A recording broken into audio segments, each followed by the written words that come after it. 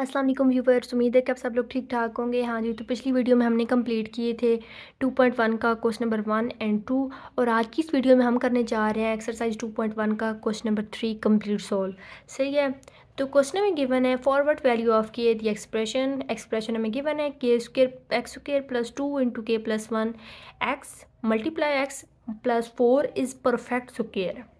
अच्छा जी, तो ज़रा क्वेश्चन पे गौर करें कि इन्होंने हमसे क्या पूछा है, फॉर व्हाट वैल्यू ऑफ के, कि के की वो कौन सी वैल्यू है कि जिसके लिए ये जो एक्सप्रेशन हमें गिवन है इस परफेक्ट स्क्वायर है, एक मुकम्मल स्क्वायर है, कंप्लीट स्क्वायर है। तो हमने क्या करना है कि इस क्वेश्चन में सबसे पहले हमने क्या करना है कि इसका डिस्क्रिमिनेंट फाइंड करना है। डिस्क्रिमिनेंट का फार्मूला होता है बी स्क्वायर माइनस 4ac। तो उसके लिए पहले हमें ए बी और सी की वैल्यू लिखनी होगी। के square x square plus 2 into K plus 1 multiply X plus 4। अब ए बी और सी की वैल्यू क्या है? ए हमारे पास के स्क्वायर, बी है हमारे पास एक्स वाली वैल्यू 2 मल्टीप्लाई के प्लस 1 और सी है हमारे पास ये कांस्टेंट वैल्यू 4। अब डिस्क्रिमिनेंट हमने फाइंड करना है, तो डिस्क्रिमिनेंट को हम शॉर्ट फॉर्म में इस तरह लिख लेते हैं। अब इसका फार्मूला होता है बी स्क्वायर माइनस 4ac। अब वैल्यूज़ लगाएं, बी की जगह पे इसकी वैल्यू 2 इंटू के प्लस 1, इसका स्क्वायर है होल वैल्यू का ना, माइनस 4। ए की जगह पे इसकी वैल्यू आ जाएगी के स्क्वायर और सी की जगह पे इसकी वैल्यू 4। अब हमने क्या करना है कि स्क्वायर ओपन करना है। 2 का स्क्वायर क्या होता है 4 और के प्लस 1 का स्क्वायर आ जाएगा माइनस। अब यहाँ पे देखें 4 को 4 के साथ मल्टीप्लाई करें तो क्या आता है 16। 16 को के स्क्वायर के साथ मल्टीप्लाई करें तो आ जाएगा 16 के स्क्वायर। अच्छा जी, अब हमने क्या करना है कि के प्लस 1 का स्क्वायर ओपन करना है। स्क्वायर किस तरह ओपन करना है? जो हमारे पास फार्मूला होता है A plus B whole square is equal to A square plus 2ab plus B square, उस फार्मूले के ज़रिए इसको स्क्वायर ओपन करना है। तो आ जाएगा हमारे पास के square plus 2k plus 1 minus 16 के स्क्वायर। अब 4 को अंदर मल्टीप्लाई करना है, 4 के स्क्वायर के साथ मल्टीप्लाई करेगा तो हो जाएगा 4 के स्क्वायर प्लस 4 को 2k के साथ करें तो आ जाएगा 8k प्लस 1 के साथ करें तो आ जाएगा 4 माइनस 16 के स्क्वायर आ जाएगा। इसी तरह अब क्या होगा कि के स्क्वायर वाली हमारे पास 2 वैल्यूज़ हैं, 4 के स्क्वायर भी और माइनस 16 के स्क्वायर भी। तो साइन तो बड़ी रकम की आएगी, लेकिन प्लस माइनस माइनस 16 में से 4k को माइनस करें के स्क्वायर को तो हमारे पास आ जाएगा 12 के स्क्वायर।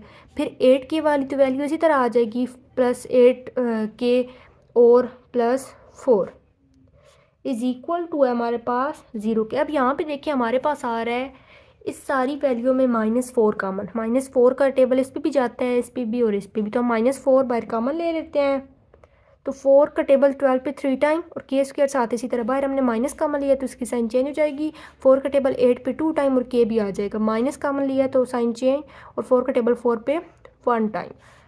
अब देखें ये जो -4 है ये इसके साथ तो मल्टीप्लाई कर रहा है, इक्वल की दूसरी साइड पे जाएगा, डिवाइड होगा 0 के साथ तो 0 बच जाएगा। पीछे हमारे पास यही वैल्यू रह जाएगी 3k square minus 2k minus 1 is equal to 0 के। अब क्या होगा कि हमारे पास एक कंप्लीट इक्वेशन बन गई है। सही है। तो यहाँ पे हमने क्या करना है कि फैक्टराइजेशन का कोई भी मेथड यूज़ करके तो इस इक्वेशन को सॉल्व करना है। तो हम क्या करते हैं, यहाँ पे जो होता है फैक्टराइजेशन सिंपल पेयर बना के, मतलब इसको और इसको मल्टीप्लाई करें ना 3 को और 1 को, तो हमारे पास क्या आता है 3 आता है। 3 के हमने पेयर बनाना है और कोई ऐसा पेयर चूज़ करना है जिसको सॉल्व करने से हमारे पास -2k आ जाए। तो वो जी पेयर है हमारे पास। अगर हम देखें यहाँ पे 3 1 का टेबल जाता है 3 पे 3 टाइम। अच्छा जी, अब देखें यहाँ पे जो साइन होती है ना दरमियान वाली वैल्यू के साथ, इसका मतलब होता है कि आपके पास जो बड़ी रकम है 3 है, 3 के साथ हमने ये साइन लगानी है। और यहाँ पे जो होती है माइनस, इसका मतलब होता है कि आपने जो प्रोसेस करना है वो माइनस का होना चाहिए। तो प्लस माइनस माइनस के साथ हम क्या साइन लगाएं कि जो प्रोसेस है वो माइनस का हो, तो वो है जी साइन प्लस की, और साथ ये के इसी तरह, ये के भी इसी तरह। अब हम -3k और +1 के को सॉल्व करें तो हमारे पास -2k आ जाता है, तो यही पेयर ही सही है। यहाँ पे हम लोग लिख लेते हैं 3k square -3k plus 1k लिख लेते हैं और -1 इज इक्वल टू 0। अब यहाँ पे देखिए 3k कॉमन आ रहा है, हमने कॉमन ले लिया, अंदर क्या बच गया k -1, और यहाँ पे कोई चीज़ कॉमन नहीं है तो प्लस का 1 कॉमन आ जाएगा, अंदर वही बचेगा k -1। अब देखिए हमारे पास 3k+1 آ گیا، اس کو ہم ایک بریکٹ میں لکھ لیں گے، اور یہ جو k-1 ہے اس کو ہم 1 ٹائم لکھ لیں گے.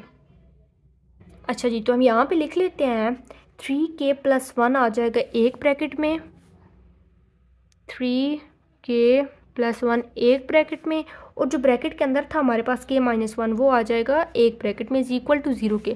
اب ہم نے کیا کرنا ہے کہ ان دونوں ویلیوز کو 0 کی ایکول کرنا ہے، 3k+1 کو بھی اور یہاں پہ k-1 کو بھی. تو ہم کیا کرتے ہیں کہ ان کو سیپریٹ کر کے لکھ لیتے ہیں. یہاں تو k کو فائنڈ کرنا ہے تو -1 ایکول دوسری سائڈ پہ جائے گا پلس کا ہو جائے گا. یہاں پہ کیا ہوگا، 3k کو اکیلا چھوڑ دیں گے، +1 اس سائڈ پہ آئے گا مائنس کا ہو جائے گا، k اسی طرح، اور یہ -1 اور یہ جو 3 ہے یہاں پہ k کے ساتھ ملٹیپلائی کر رہا تھا، ایکول کی سائڈ پہ آئے گا ڈیوائڈ ہو جائے گا. تو ہمارے پاس یہ آ جائے گا. تو ہمارا آنسر کیا نکل آیا ہے، -1/3 اور ساتھ 1.